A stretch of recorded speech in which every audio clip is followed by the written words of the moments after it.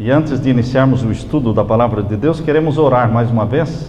Oremos ao Senhor. Pai Santo que estás nos céus, na Tua presença estamos para Te adorar.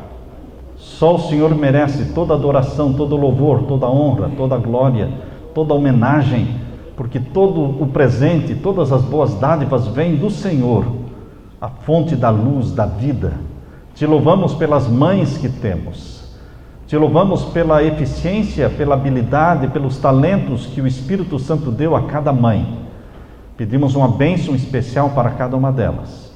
Pedimos a Tua bênção sobre cada pai, sobre cada criança, sobre cada filho, que o Espírito Santo se manifeste aqui entre nós, abençoando-nos a todos e iluminando-nos agora ao abrirmos a Tua palavra para estudar. Em nome de Jesus pedimos e agradecemos. Amém, Senhor. Mãe é um presente de Deus para você. Todos nós recebemos este presente. Se estamos no mundo é porque temos este presente que Deus nos deu, que é a nossa querida mãe. Hoje é um programa voltado para homenagear as nossas mães. Eu vim especialmente para visitar a minha mãe. Vou passar com ela aí o Dia das Mães. Ela não pôde estar aqui por causa da saúde dela, mas Deus está com ela ali também. Mãe é uma palavra que cativa, irmãos. Mãe é uma palavra doce, amável. Durante o século XIX, várias tentativas foram feitas para reservar um dia especial para as mães. Durante o século XIX. Nenhuma dessas tentativas teve sucesso. Mas, finalmente, Ana Jarvis, lá de Filadélfia, nos Estados Unidos, Ana Jarvis, que nunca se tornou mãe, mas ela iniciou em 1908 uma campanha que acabou cativando o coração do mundo inteiro. E ela conseguiu a aprovação do Dia das Mães, que se espalhou pelo mundo todo. Procurando alcançar este objetivo, ela enviou cartas para milhares de cidadãos e autoridades influentes, apelando para que eles escolhessem e designassem um dia especial para homenagear as mães. Os esforços de Ana Jarvis, eles foram compensados quando no dia 10 de maio de 1913, o Congresso dos Estados Unidos da América do Norte aprovou uma resolução estabelecendo o segundo domingo de maio como Dia das Mães. E desde então, essa ideia foi adotada por muitos países e o nosso Brasil também. Queridos, o nosso Deus, a nossa Bíblia e o cristianismo, a religião do nosso Senhor Jesus, sempre honraram a mulher, sempre destacaram o trabalho da mãe como algo insubstituível na família humana. Eu quero que você me acompanhe na leitura bíblica que vamos fazer. Abra sua Bíblia em Provérbios capítulo 31. Provérbios capítulo 31, vamos ler aqui os versos que temos aqui em Provérbios capítulo 31, versos 10 a 12. Provérbios 31.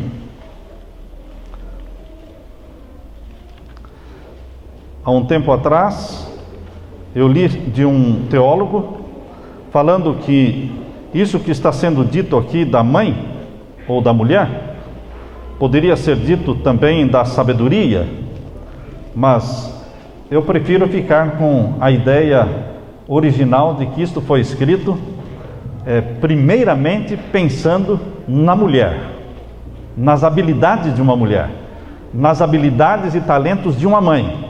Por isso nós lemos em Provérbios 31 e os versos 10 a 12.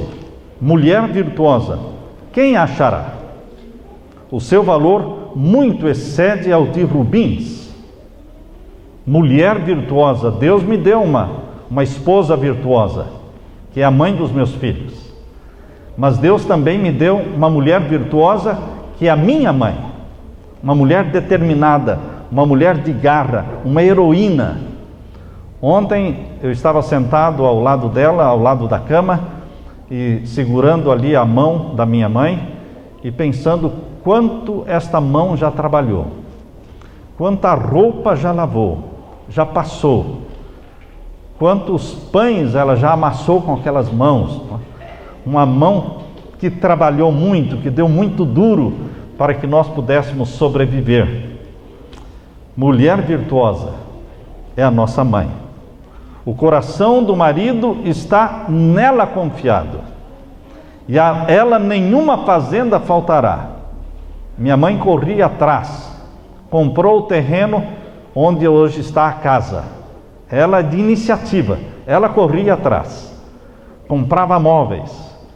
Ela realmente buscava com todos os esforços suprir as necessidades da família. Ela, a mulher, faz bem para o marido e não mal. Verso 12, todos os dias da sua vida. Diz o verso 13, busca lã e linho e trabalha de boa vontade com as suas mãos. Minha mãe, pobre como era, nunca permitiu que eu andasse descalço. A sola do meu pé é muito fina, porque eu nunca andei descalço, e nem de chinelo. Eu sempre não sei andar de chinelo até hoje. Eu só aprendi a andar de calçado, de sapatos. Minha mãe se esforçava para me calçar, para me vestir, para dar o melhor. Por isso, quando eu leio aqui que ela busca lã e linho e trabalha de boa vontade com as suas mãos, é como o navio mercante, de longe traz o seu pão. Ainda de noite se levanta e dá mantimento para a sua casa e tarefa para as suas servas. Examina uma herdade e adquire-a, planta uma vinha com o fruto das suas mãos. Nós viemos visitar, morávamos em Itararé, e viemos visitar aqui Telêmaco Borba, os parentes. E minha mãe viu aqui uma cidade dinâmica, progressista, e começou a fazer salgados e doces para vender e me colocou na rua para vender. Eu já vendia em Itararé os salgados na rua, e então nesse período que nós passamos aqui de férias, ela percebeu que era um bom local para nós morarmos, e foi quando decidimos mudar de Itararé para Telêmaco Borba. Queridos, quando eu leio aqui diz, examina uma herdade e adquire-a, vê o que é melhor para a família e toma as decisões.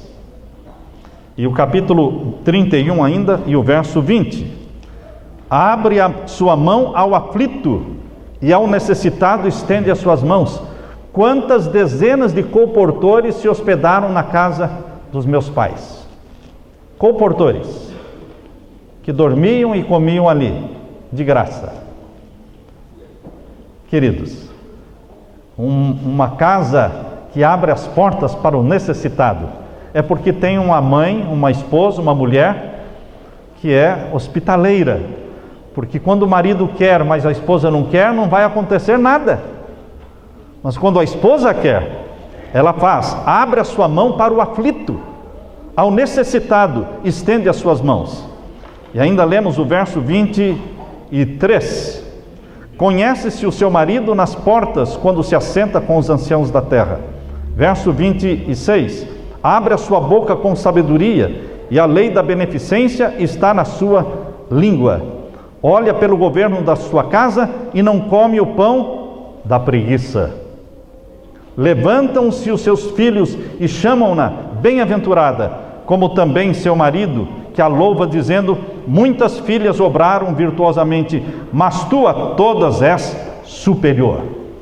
Queridos, embora o esforço do movimento feminista no mundo, ao longo do tempo, tenha sido de provar que a mulher é capaz de fazer todas as obras femininas e também as obras masculinas, porque hoje o movimento feminista quer provar que a mulher tem condições de fazer com eficiência o trabalho que o homem também faz, como dirigir caminhão, dirigir ônibus, e ser mecânico, e ser piloto de avião, e ir para a guerra, e participar como uma guerreira, como uma soldada.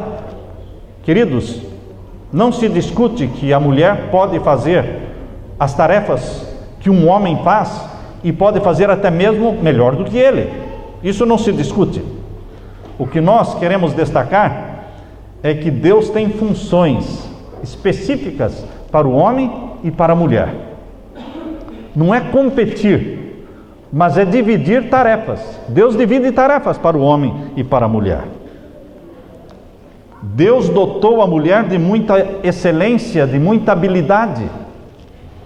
O homem foi criado primeiro, depois a mulher. O que veio depois veio mais aperfeiçoado, com mais habilidade, mais eficiência.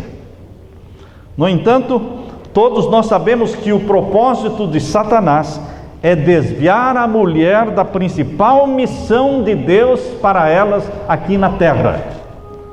A missão de ser mãe. Ser mãe não significa dar à luz. Ser mãe significa educar, formar o caráter da criança à semelhança do caráter de Jesus.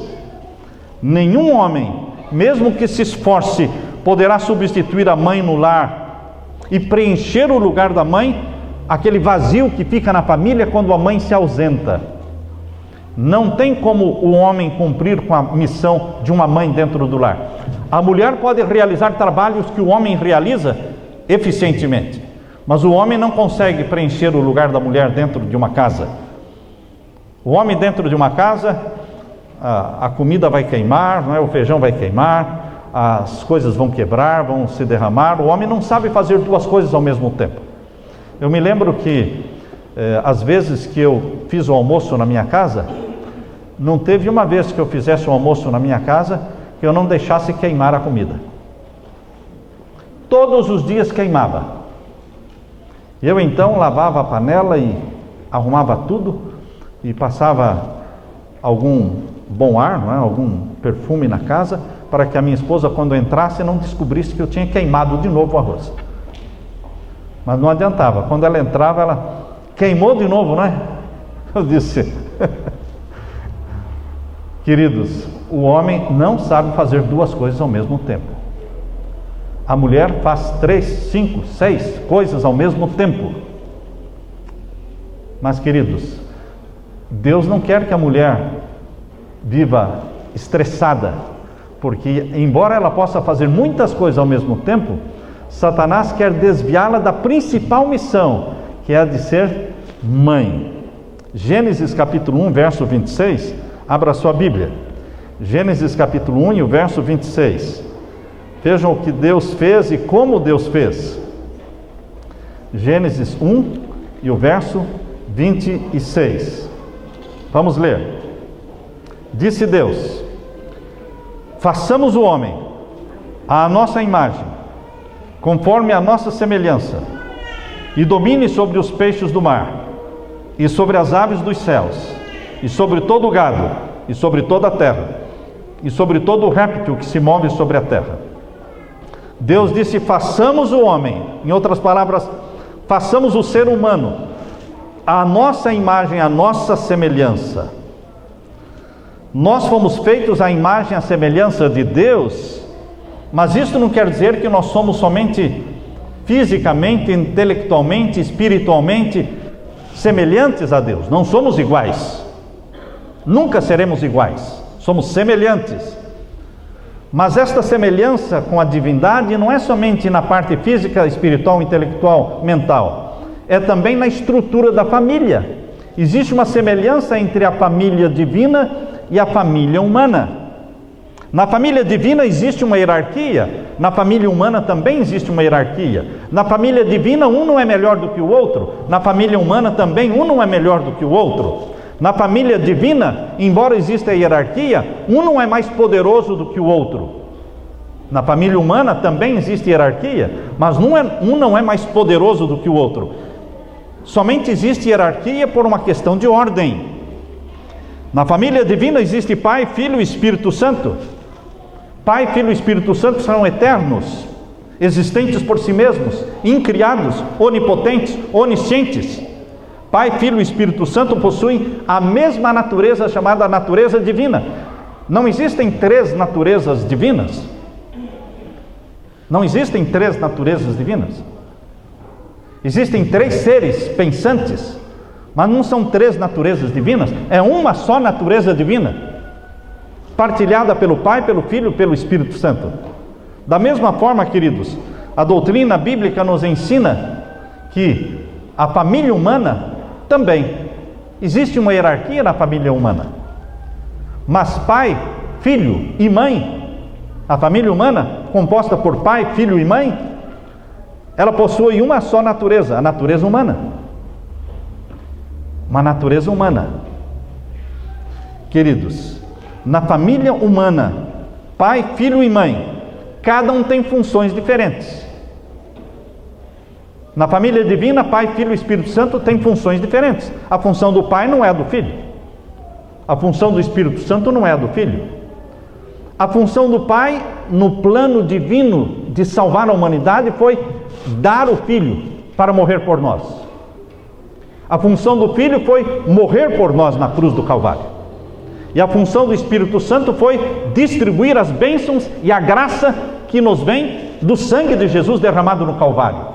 A função do Espírito Santo é aplicar na sua vida as bênçãos de Jesus, imprimir em você o caráter de Jesus. Funções diferentes, trabalhando com um só propósito: salvar o ser humano. E na família humana, Deus também deu para pai, filhos e mães funções diferentes, atribuições diferentes, e cada um deve desempenhar esta função dirigido pelo Espírito Santo.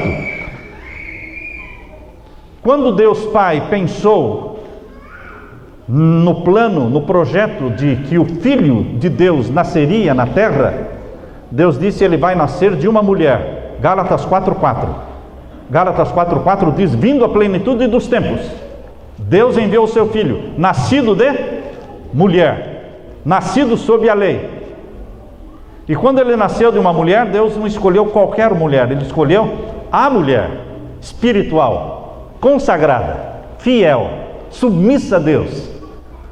E foi ela que pegou a mão de Jesus e conduziu-a.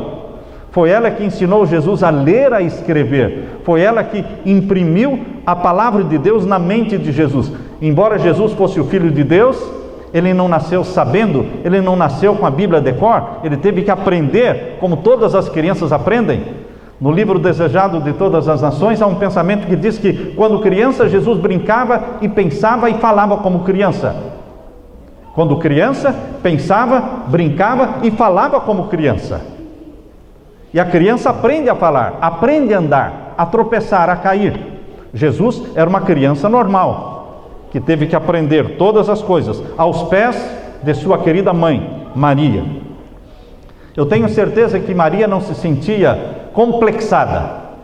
Maria não se sentia diminuída na tarefa de ficar em casa educando o seu filho Jesus. Foi um privilégio, foi uma honra, foi uma bênção de Deus educar uma criança para Deus. Mas, queridos, educar uma criança para Deus não foi uma honra somente para Maria, é uma honra para todas as mães. Cada criança que Deus coloca nos seus braços, cada bebê que Ele coloca na sua família, Deus está dizendo: querida mãe, pegue esta criança, eduque-a para mim, mas esta criança é minha. Eu só estou colocando nas tuas mãos para que você eduque esta criança para mim. Todo filho, toda filha, toda criança pertence a Deus. Os filhos são herança do Senhor, colocada na nossa mão. E nós vamos ter que prestar contas a Deus desta herança que foi colocada na nossa mão. O que nós fizemos com ela? Deixamos na frente da televisão para que matasse o tempo, para que passasse o tempo? Onde é que está a sua criança? Está lá assistindo televisão. Quando a sua criança está assistindo os programas, alguém está educando a sua criança, mas não é você e não é o Espírito Santo. Satanás usa os programas de televisão, Satanás usa os videogames, Satanás usa os desenhos animados, Satanás usa muitas estratégias para deseducar, imprimir nas nossas crianças o caráter satânico dele. E somente uma mãe sábia, dirigida pelo Espírito Santo, pode perceber isso aí e pode arrancar a criança das mãos de Satanás para imprimir na criança o caráter de Jesus, ensinando a Bíblia, contando as historinhas da Bíblia. Uma mãe se priva de muitas coisas. Minha esposa, quando nossos filhos eram pequenos, ela ia à igreja aos sábados com as nossas crianças. Mas ela não comparecia à igreja nos domingos nem nas quartas-feiras. E pessoas perguntavam: cadê a sua esposa? A esposa do pastor não vem à igreja quarta e nem domingo? Eu falei: ela tem crianças. E criança tem que dormir 7h30. Que horas começa o culto? Que horas começa o culto? 8. 7h30 a criança tem que estar na cama? Como é que vai vir à igreja? Então minha mãe, ou seja, minha esposa, ela ficava em casa. Ela fazia o culto com as crianças e colocava as crianças para dormir. Quando eu chegava do culto, quando eu chegava em casa, era 9h30, 10 da noite. Meus filhos já estavam dormindo, mas eles tiveram o quê? O culto deles. Mas no sábado, toda a família vinha à igreja, meus filhos vinham à igreja. Quando eles foram crescendo, e eles já iam dormir um pouco mais tarde, então eles passaram a frequentar os cultos de quartas e domingos também. Queridos, uma mãe se priva muitas vezes de uma festa e mesmo de um culto na igreja, porque ela tem que colocar ordem, ela tem que ensinar a criança a formar hábitos. E hábitos você forma quando você faz sempre. Se você quebra, é difícil formar um hábito, mas é fácil quebrar o hábito. Quando você tem visitas em casa, hoje tem visitas em casa, hoje você fica até 11 da noite ou meia-noite, quando os adultos forem dormir, você vai. Não se quebra hábito. Os hábitos não podem ser quebrados. Jesus aprendeu aos pés de Maria. O Espírito Santo usou Maria. E o Espírito Santo usa mães que pedem a unção do Espírito Santo. Mães controladas pelo Espírito Santo. Elas vão funcionar dentro da casa como sendo o Espírito Santo dentro da casa. Dentro da família, a pessoa que mais perfeitamente representa as ações do Espírito Santo e as funções do Espírito Santo é a mãe. Porque a Bíblia diz que o Espírito Santo consola. Quem é que consola dentro de uma família? Quando a criança cai, quando a criança se machuca, quando uma criança está triste, aborrecida, quem é que é a consoladora dentro da casa? A mãe. A Bíblia diz que o Espírito Santo nos corrige. E quem é a corretora dentro da família? Quem corrige? A mãe corrige. A Bíblia diz que o Espírito Santo nos convence do pecado. E quem é que pega uma criança e fica falando: você fez errado, você tem que ir lá e pedir perdão para o seu irmãozinho, você machucou o seu irmãozinho, você tem que pedir perdão? Quem é que faz esse trabalho de convencer a criança de uma coisa ou de outra? A mãe. A mãe cumpre com as missões, com as funções que o Espírito Santo tem. Por isso o Espírito Santo usa poderosamente as mães. Eu costumo dizer: mães dentro de um lar é o Espírito Santo dentro do lar. Queridos, a realização de Maria foi ver Jesus pregando, salvando almas. Eu posso ver que a minha mãe, ela se realiza quando eu estou pregando, quando eu estou salvando almas. Eu não sei se a minha mãe já deu estudos bíblicos alguma vez para alguém. Eu não sei se ela já teve o privilégio de levar uma pessoa às águas batismais. Mas o filho dela, que foi educado por ela, já levou milhares aos pés de Jesus.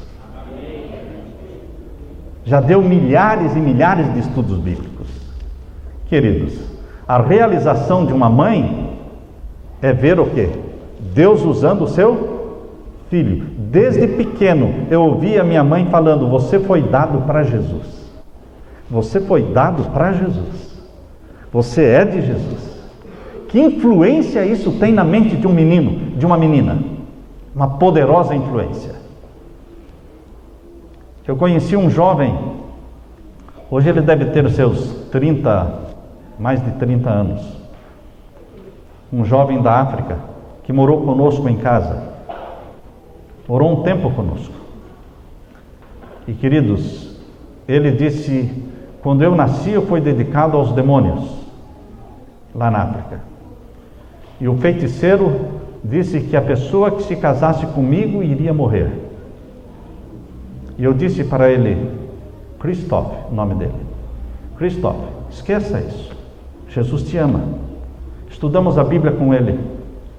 Ele foi batizado como membro da Igreja Adventista. Mas ele não conseguia tirar da mente dele o fato de ele ter sido dedicado aos demônios. Ele não conseguia apagar a luz, ele não dormia à noite de pavor. Quando dormia, dormia com a luz acesa. Queridos, isso não saía da mente dele. Ele se tornou um mendigo. Ele dorme na rua. Ele não conseguiu se libertar. Porque quando criança, ele foi dedicado a quem? Aos demônios. Isso era repetido para ele, repetido para ele. Quando eu o conheci, uma das primeiras coisas que ele me falou foi isso: fui dedicado aos demônios, quem se casar comigo vai morrer. Que influência teve na minha vida quando minha mãe dizia: você pertence a Jesus. Eu dei você para Jesus. O seu nome Samuel é porque eu dei você para ser de Deus, como Ana deu Samuel para ser de Deus. Isso ela repetiu, repetiu e repetiu. Isso ficou na minha mente. Embora eu não quisesse a princípio ser pastor, mas isso não saía da minha mente. Queridos, que influência santa uma mãe pode exercer sobre um filho quando ela é controlada pelo Espírito Santo. Você pode salvar o seu filho. Você não somente aconselha o filho, você age. Minha mãe não só me aconselhava, mas ela me arrancou de onde eu estava, me tirou de um lugar onde as amizades estavam me levando para o caminho mau. Ela disse: você vai para um colégio internato, um adventista, um colégio adventista internato. Eu disse: eu não vou. Ela disse: você vai. Você vai. Mãe não só ora e aconselha, mãe age. Mãe age. A mãe pega o filho e o leva, porque ela manda no filho, é filho dela, e ela dá o filho para quem ela quiser. Vejam, querida mãe, a influência e o poder que Deus revestiu você. Minha mãe está completando 88 anos de idade. Lavava roupa, passava roupa, limpava. Eu me lembro que quando eu estudava na escola adventista de Itararé, meus pais não tinham dinheiro para pagar a escola. Minha mãe limpava as salas de aula para pagar a minha escola. Quando mudamos para cá, para Telêmaco, minha mãe trabalhava na escola. Primeiramente lá na Harmonia. Todas as madrugadas, no escuro, ela saía aqui de Telêmaco e atravessava com um bondinho, ia trabalhar lá na escola da Harmonia. Veja o trajeto que ela fazia, indo e voltando a pé, todo dia, o dia todo. Queridos, quanto trabalho, para quê? Para salvar os filhos, para educar os filhos, para pagar uma escola cristã para os filhos. Abraham Lincoln disse assim, falando da mãe dele, Abraham Lincoln disse: tudo quanto eu sou, tudo que eu espero ser, devo à minha angélica mãe. O melhor presidente dos Estados Unidos foi Abraham Lincoln, o mais famoso. Ele disse: tudo que eu sou e tudo que eu espero ser, eu devo à minha angélica mãe. E no Lar Adventista, página 240, nós lemos assim: depois de Deus, o poder da mãe para o bem é a maior força conhecida na terra. Qual é a maior força conhecida na terra depois de Deus? O poder da mãe. Só que muitas mães não estão conscientes deste poder que elas têm nas mãos. Você tem que ter consciência do poder que Deus a revestiu. De acordo com a declaração que encontrei, vendo sobre a história dos reis da França, a França teve 69 reis ao todo. Porém, destes 69 reis, somente 3 reis foram amados pelo povo francês. E esses 3 reis que foram amados pelo povo foram os únicos que foram educados pela própria mãe. Todos os outros foram educados por tutores. É diferente quando uma criança é educada pela mãe. Satanás não desistiu, queridos pais, queridas mães. Satanás não desistiu ainda dos seus planos de arrumar um monte de trabalho para as mães. Esses dias eu estava visitando uma família e a mãe desta família disse: eu preparei as minhas filhas para serem esposas e mães. Ensinei-as a cozinhar, ensinei-as a fazerem as coisas da casa, eu as preparei para serem esposas e mães. Parece que isso já não está mais na moda. Preparar filhas para serem o quê? Mães e esposas. Porque as pessoas se casam sem saber cozinhar um arroz, sem cozinhar um feijão, não sabem nem fritar um ovo. As mulheres precisam aprender a ser mães e esposas. Mas quem não quer que a mulher aprenda a ser mãe e esposa? Satanás não quer, porque a família vai ser um desastre. O marido vai passar fome, as crianças vão viver anêmicas, porque mães que estão despreparadas, não sabem como educar. Por isso, meus queridos, Satanás arruma um monte de trabalho para as mulheres. E se você não é mãe, você pode fazer um monte de trabalhos. Mas se você é mãe, você não pode fazer um monte de trabalhos. Você tem que fazer primeiramente o trabalho que Deus lhe deu. E se sobrar tempo, quando a sua criança estiver na escola e você então estiver com o tempo livre, então você pode trabalhar nisso ou trabalhar naquilo. Mas voltando a criança da escola para casa, se a sua criança chega de volta da escola, chega em casa ao meio-dia, é a hora de você já estar em casa ao meio-dia. Nunca uma criança deve voltar da escola para casa e achar a casa vazia. Ela volta para casa e o que ela fica? Ela fica lá. Ele chega meio-dia, 1h da escola, e eu chego do trabalho às 6, e o que a sua criança fica fazendo? Sozinha, dentro de casa. Sozinha? Não, Satanás não deixa a criança sozinha.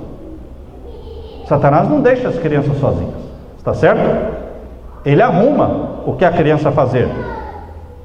Mente desocupada, ou com a televisão, ou com os videogames. Queridos, é um trabalho muito sério de educar nossos filhos para Deus. Não deixando que os nossos filhos vão na casa do vizinho. Não deixando que eles durmam fora de casa. Não deixando que um amigo durma na casa, no mesmo quarto. São coisas tão sérias que as pessoas não prestam atenção. Por isso existem tantas crianças abusadas. Por isso existem tantas crianças homossexuais. Porque são abusadas primeiramente dentro de casa, porque são abusadas por aqueles que você menos desconfia, porque você acredita, você deixa o seu filho sair, você se sente tranquila sabendo que o seu filho está dormindo na casa de alguém. Queridos, não foi o plano de Deus assim. Seus filhos não podem sair debaixo dos seus olhos. Meus pais saíam me buscar na rua, aqui nesta cidade. Se eu não chegava em casa, e eu já tinha meus 16 anos, se eu não chegava em casa às 10 da noite, meu pai saía pelas ruas atrás de mim. Há um chamado de Deus para que as mães de Israel não olhem com menosprezo a tarefa designada por Deus de serem mães. Não estamos sugerindo que as mulheres mães não possam fazer outra coisa. Podem fazer outra coisa, desde que não interfira na educação dos filhos. No livro Lar Adventista, página 231, nós lemos: o rei em seu trono não tem uma função mais elevada do que a mãe. E ainda, na página 231 do Lar Adventista, diz que a mãe é a rainha do lar. Um anjo não desejaria missão mais elevada do que a de ser mãe. Mas Deus não deu essa missão para os anjos, deu para as mães. Um certo pastor foi visitar uma família da igreja, membros da sua igreja, ali na zona rural de Nova York. E o pastor ficou muito impressionado com a inteligência e boa conduta de um menino da família, que tinha 4 anos de idade, o menino. Muito esperto, muito inteligente, o menino de 4 anos. E o pastor disse: eu logo descobri o segredo daquele menino ser tão inteligente e conhecer tantas coisas. Descobri a razão. A mãe dele estava na pia da cozinha, lavando umas complicadas peças de desnatadeiras. Eles moravam numa fazenda, então eles desnatavam o leite, faziam manteiga ou faziam queijo, não é? Ela estava lavando as peças de uma desnatadeira, quando o menino de 4 anos chegou na pia com uma revista na mão e disse: mamãe, o que é isso aqui? Aquela mãe que estava lavando as peças da desnatadeira parou, enxugou as mãos, se assentou numa cadeira, colocou o menino no colo e gastou 10 minutos respondendo a pergunta do menino. E o menino então saiu correndo brincar. E o pastor disse: agora eu descobri por que este menino é tão especial, tão inteligente, tão bem educado. Porque você gastou 10 minutos, parou com o trabalho que estava fazendo e gastou 10 minutos para responder uma pergunta que ele fez. E aquela mãe disse assim: pastor, eu vou continuar lavando desnatadeira o resto da minha vida, mas jamais desejo que meu filho venha até mim e me faça pela segunda vez a mesma pergunta. Por isso eu gastei 10 minutos para responder. Uma resposta bem explicada, bem dada, é para sempre, irmãos. Queridas mães, a tarefa de uma mãe, diz no Ciência do Bom Viver, página 378. Veja o que está escrito no livro Ciência do Bom Viver, página 378. Nenhuma outra obra se pode comparar à de uma mãe. Ela não tem como artista de pintar na tela uma bela forma. Uma mãe não tem como escultor de cinzelar uma forma no mármore. A mãe não tem como um escritor de expressar um nobre pensamento em eloquentes palavras. A mãe não tem como um músico exprimir em melodia um belo sentimento. Porém, cumpre à mãe, com auxílio divino, gravar na alma humana a imagem de Deus. Cumpre a você, mãe, gravar na mente da criança a imagem de Deus. A criança vai amar a Deus ou odiar a Deus, depende da forma como você revelou Deus para ela. A mãe é a rainha do lar. Os filhos são súditos, trabalhando para a mãe. Não é a mãe que trabalha para os filhos. É a mãe que dá as ordens. Você tira a mesa, você arruma as camas, você lava o banheiro, você isso, você aquilo. A mãe distribui os trabalhos. Não é ela que se mata trabalhando para os filhos ficarem na televisão ou jogando bola. E ela se matando para aprontar tudo. A mãe não é a empregada dos filhos. A mãe é a rainha do lar. E o marido tem que honrar a esposa que tem, para que os filhos também a respeitem. O marido volta de casa, se assenta na frente da televisão, e os filhos se assentam perto dele, e a mulher lá, suada e atarefada e esgotada de tanta coisa para fazer, e todo mundo sentado vendo televisão e ela trabalhando sozinha. Querida mãe, você não é empregada da família, você é a rainha do lar. Bota o marido para trabalhar, bota os filhos para trabalharem. Os filhos devem ser ensinados a considerar a mãe não como escrava. Martha Johnson conta a história de uma mãe que resolveu deixar seu emprego para passar mais tempo com a filha. A filhinha reclamava, Rosemary, o nome da menina, reclamava que a mãe não tinha tempo para ela. E ela disse para a filhinha, a mãe disse para a filhinha: olha, filha, eu vou deixar o meu emprego para passar mais tempo com você, mas eu tenho que dizer para você uma coisa: a mãe não vai ter mais o dinheiro que tinha antes. Então eu não vou poder mais comprar tantos vestidos como eu comprava, tantos brinquedos como eu comprava. E a Rosemary disse: mamãe, eu prefiro você. Eu prefiro você. Deus fala para cada mãe, dizendo: toma esta criança, eduque-a para mim, forme-lhe o caráter polido, semelhante ao de um palácio, para que ele possa brilhar eternamente nas cortes do Senhor. A obra da mãe é para o tempo e é para a eternidade. Certa vez alguém pintou um quadro. Esse quadro era o quadro de uma cozinha, porém no quadro da cozinha existiam anjos que estavam ativamente empenhados em lavar pratos e cozinhar. Tudo era feito com muita graça celestial, que aqueles que olhavam para aquele quadro esqueciam-se de que chaleiras eram chaleiras e de que pratos eram pratos. Eles notavam apenas quão atrativos podem se tornar os mais humildes deveres. Porque uma mãe tem que saber do valor dos alimentos integrais. Uma mãe deve saber do valor que existe nas verduras e nas frutas, das propriedades das vitaminas, daquilo que realmente é nutritivo. Uma mãe precisa saber do valor da água e do consumo da água. Uma mãe tem que se esmerar e se aprofundar no conhecimento de nutrição, de fisiologia, para poder ensinar para as crianças da forma correta o que é sexo. Queridos, por mais insignificantes que pareçam ser os deveres de uma mãe, o cuidado de uma criança, na realidade, aos olhos de Deus, é a maior tarefa, é o maior trabalho na face da terra. No livro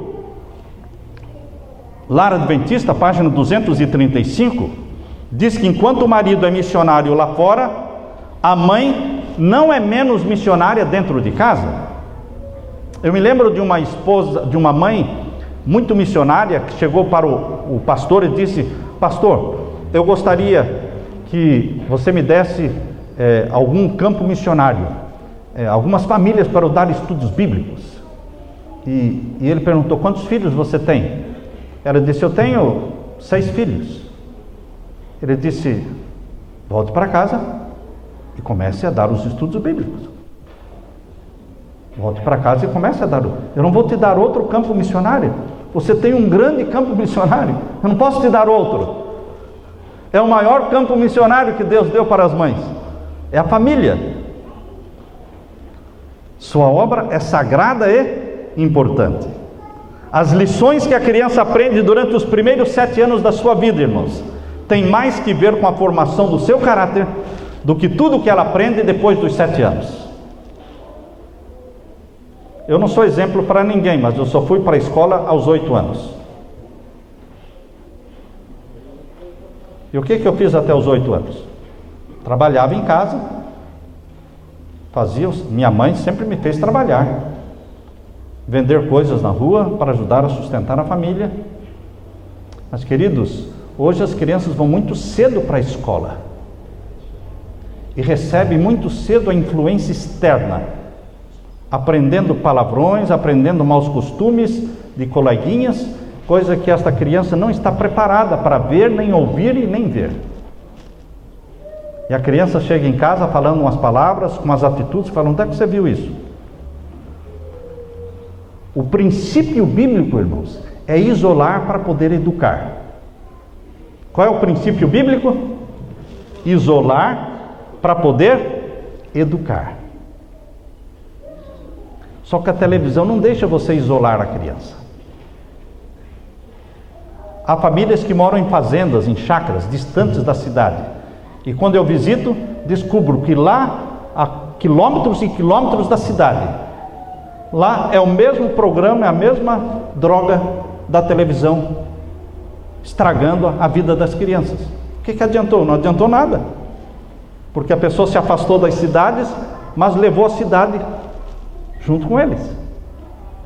Nós temos que criar leis dentro da casa, e a principal e uma boa lei é não ter televisão, irmãos. Não ter. Não colocar na mão do seu filho aquilo que seja uma tentação. A internet tem coisas boas, mas tem coisas terríveis, e a criança não tem discernimento para ficar escolhendo o que é bom ou o que é ruim.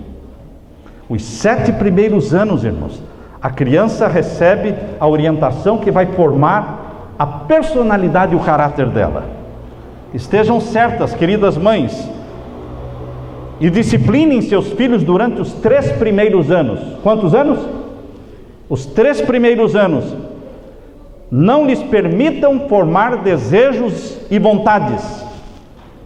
Crianças com 2, 3 anos, cheias de vontade própria.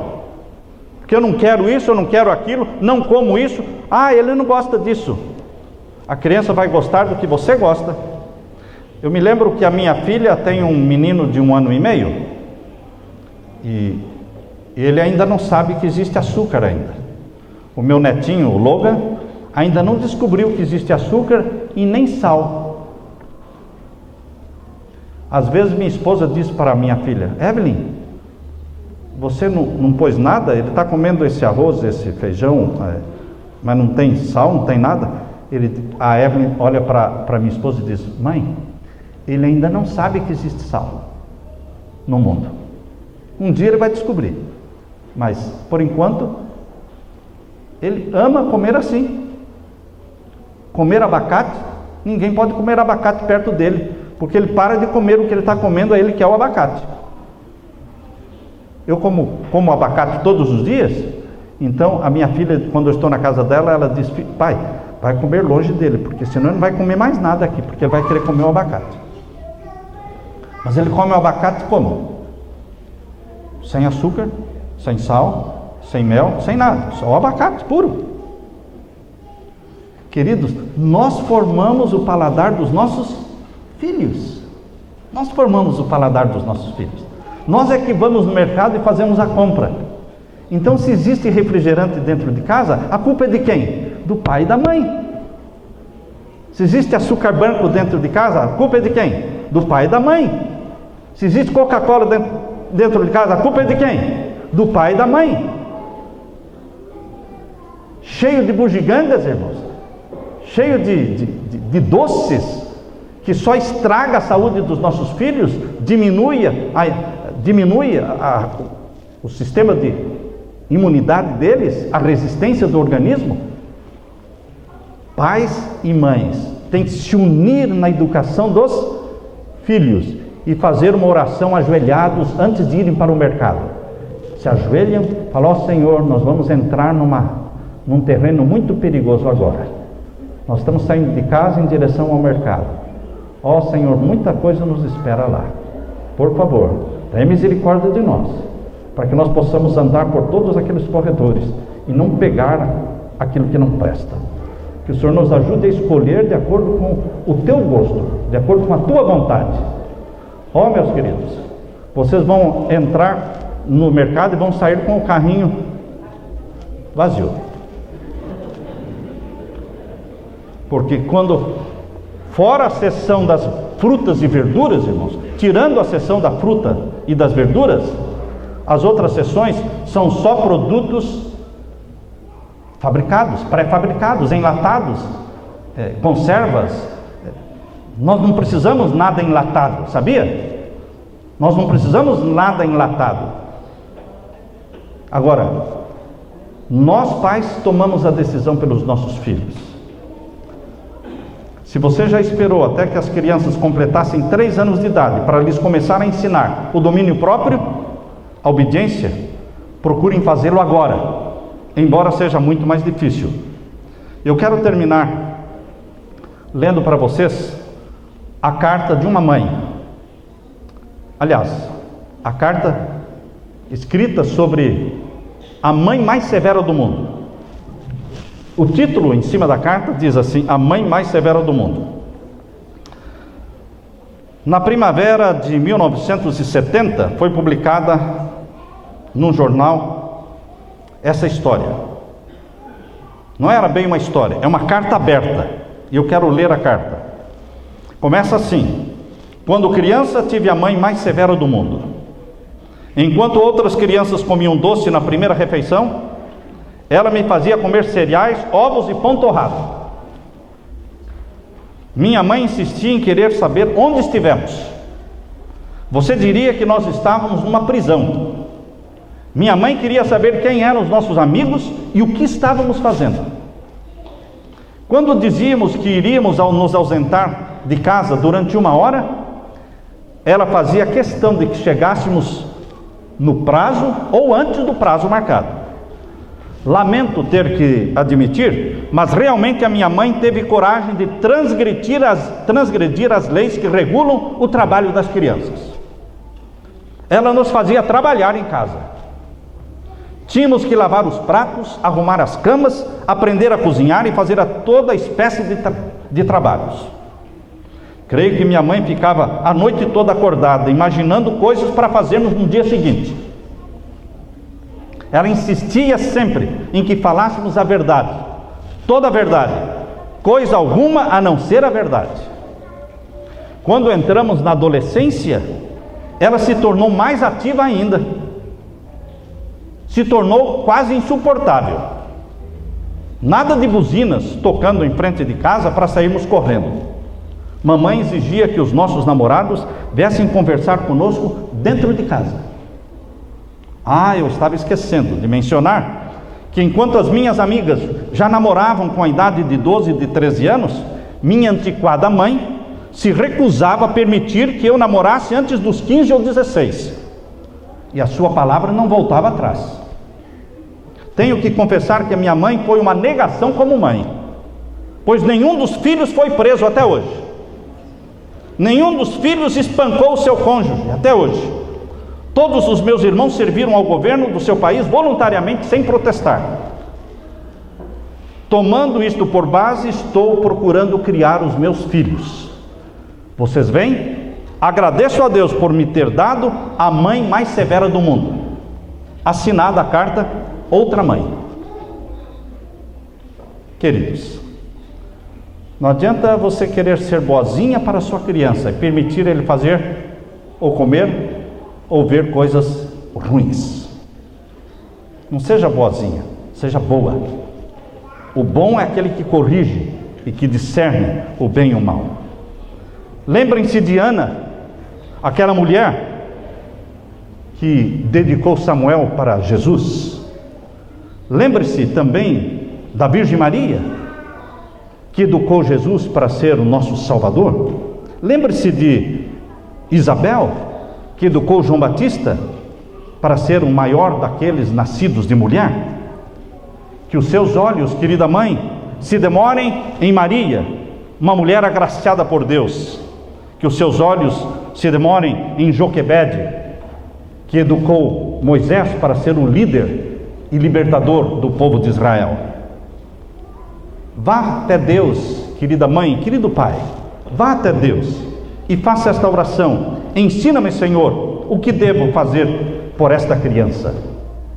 Depois de Deus, o poder da mãe é o maior poder conhecido na face da terra. Que Deus te abençoe, querida mamãe, queridos pais, queridos filhos. Que a graça de Deus repouse sobre vocês. Amém? Amém. Louvado seja o Senhor.